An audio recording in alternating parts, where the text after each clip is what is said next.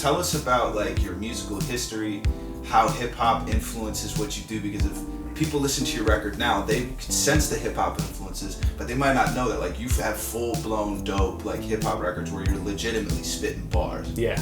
So how did all of this like mosh together to create what you're doing now? Yeah, I mean, I guess it's just like, so when I was younger, like I was saying, a lot of those radio shows like the fake radio shows we were doing, I was a big fan of like alternative rock when I was younger, but hip hop too, like Criss Cross was a huge, so I was born in the late 80s, so it was like, 90s were my wheelhouse, like I was like, but in that era, I really was discovering, I was a big fan. Yeah, when I was younger, I had like the Boyz II Men 2 cassette was a huge influence on me. Let's go. And yeah, which is crazy. And then like Criss Cross Jump cassette. And then I got into like a lot of like alternative stuff, like artists like Beck, who's like kind of like, you can't really put like one album is this style, one album is this style. You can't really put it on. Yeah, so Well said. yeah, that was a huge influence on me too. And then later, artists like Toro y Moi, who is also a genre bender, like that type of stuff really intrigues me, man. Cause, and so like we started Smokescreen in 2007, and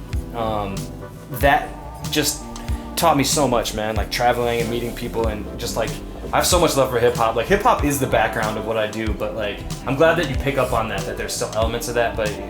Like I was trying to like test the waters with different genres along the way to Distant Mood, and I think I got to a point where I'm like, this is kind of what I've been trying to make, let people know, like like the culmination. The culmination of all these years put together. Yeah, exactly. That's beautiful. Yeah. Well, it's a well-rounded record in that sense, and it sounds eclectic, but not like disjointed. Cool. Yeah. Thanks. Does that make sense? Yeah. Absolutely. Yeah. So what do you think for this record particularly, amidst all of the influences that brought you here, for this record here, what was like amping you up? What influences were amping you up to create this one particularly? Do you want to, honestly, man, I was listening to a lot of Beatles at the time. Like this was like, like Sgt. Pepper's and shit. I was thinking in that mind frame where it was like, I wanted to be psychedelic. And a lot of like Tame Impala, Unknown Mortal Orchestra, some Mac DeMarco, like all those artists at the time were like big influences on me. So, and Toro, of course. Dope. And so like, I was trying to make a record. It's funny, I was talking with Mook about this the other day. Like, I was trying to make a record like kind of similar to Sgt. Pepper's in a way, but like it came out so different that it's not anything close to Sgt. Pepper's. But it's cool because that was like one of the main influences for that album. Yeah, it was like the Beatles like psychedelic era. I mean, if I may. Yeah. I wasn't expecting you to say that. Yeah. But after you said that, you can pick up on it a bit. Yeah, definitely, man, Nice. for sure. Even like vocally, your vocals are very like airy, and Yeah. and distant. No pun intended. Yeah. But like, it's almost reminiscent of some of the like melodic lines that are like psychedelic and airy in Sgt. Pepper's. Yeah, definitely true. In the more psychedelic sections of that album. 'Cause Right. There's obviously strict pop sections of that album. Totally, but there's There's let loose areas Yeah. that are very, very trippy and like psyche for sure. so true. Yeah.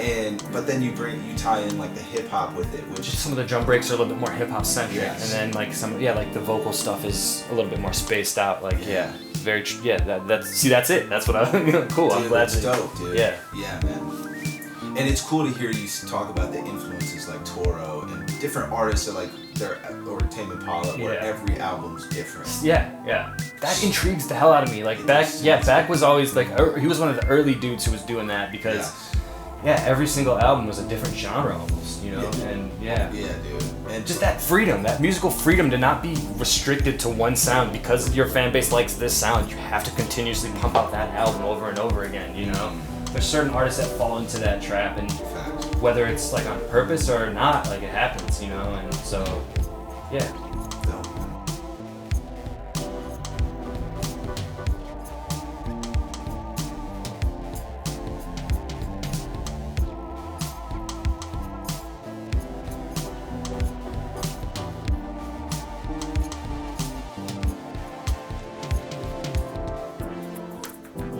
So these are all samples that you've been cutting, and this is like an archive that you're accessing, right? Exactly. All right. Yeah. So I usually my drop. Like when I'm doing shows. Yep. I've heard you use that at shows. Smokescreen drop. Yep. Got that.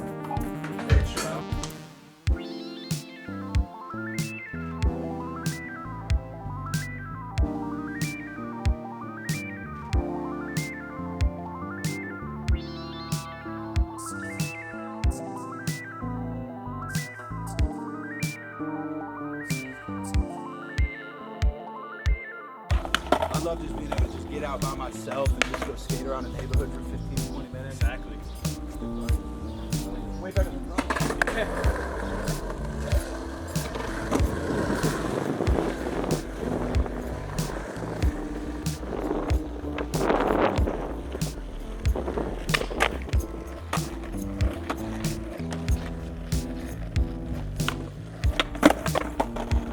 Oh yeah, that's like my arsenal is like the front shove. Dude, front shoves look so dope. Yeah. Yeah, exactly.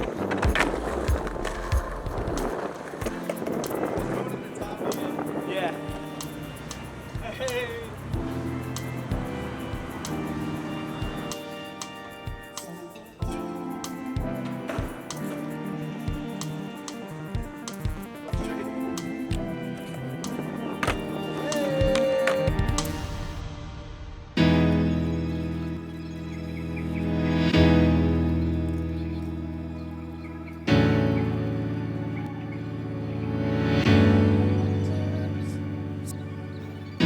Sometimes I think I'm out of my mind and I'm reminded when I find a 1997